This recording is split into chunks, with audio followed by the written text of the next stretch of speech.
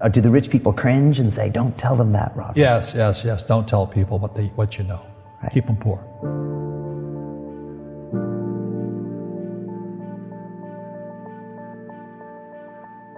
The moment I pay you, you think like an employee. The moment you accept the paycheck, your brain goes dead. That's the trap. Entrepreneurs work for free. As long as you're hungry, you'll think. The school system was designed to teach you to be an employee or a doctor or a lawyer, a specialist, but never about money. The poor will always be amongst us because it starts up here. It's in their words, and the words become flesh. But when they say, I can't afford it or I can't do that, they go down. They become what they say.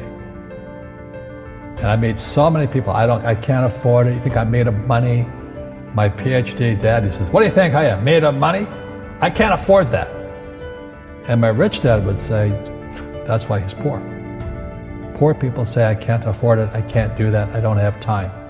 Because it's an escape. It's an escape, you know what I mean? It's easy to say, I can't afford it. Oh, I'm too tired. Oh, I can't go to the gym. When you could go to the gym. No, I can't. Truth is, I'm just too lazy to go to the gym. And your rich dad used to say what instead of, I can't afford it? How can I afford it? How can I do that?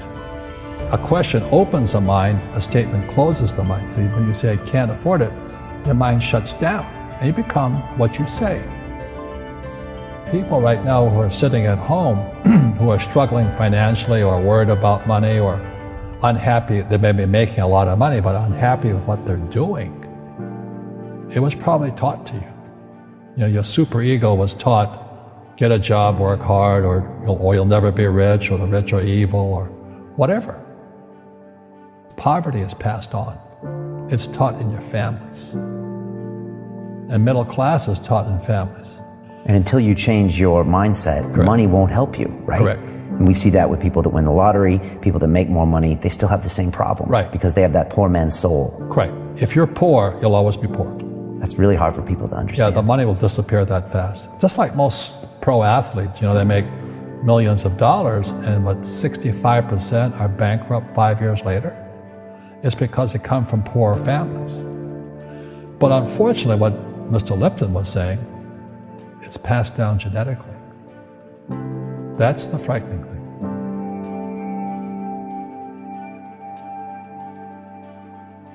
If you don't want to learn it, I can't help you. I have bad luck too. I've had financial crashes. I've had people stab me in the back, but they're all good because I grow from it. That's spirituality. People who are afraid of making mistakes, like they teach in school, they don't ever grow. Because spirituality is there's good and there's bad, there's right and there's wrong, there's up and there's down. Most people only want to be right, they only want to be positive. Well, you can't have that, that's not reality. And the average person, the reason they're poor is they haven't failed. They play it so safe, they haven't made any mistakes like they taught in school. That means they don't learn anything. That's why the school system's actually fundamentally corrupt. It's anti-education. But the average guy is standing there, oh, I'm an A student, I'm going to do this all on myself. And a bunch of rugby players run you over, and you go, well, they're not playing fair. Yeah, well, you're playing stupid.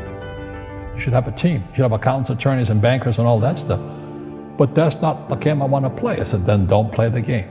The game of business is played with accountants, attorneys, bankers, hate to say it, politicians. You got to know the game. People say, well, money is not that important to me. Then if money is not that important to you, money is not important to you. You know what I mean? I don't care about money. The money doesn't care about you. The word does become flesh. Or I'll never be rich. Or the favorite one is the rich are greedy. It's the poor that are greedy. If you think about it, because to be rich, you have to give something. I have to produce books and games, and I purchase real estate, I provide housing, provide jobs and all that. That's why I'm rich. But greedy people produce nothing. Einstein said, imagination is more important than knowledge, but knowledge empowers imagination.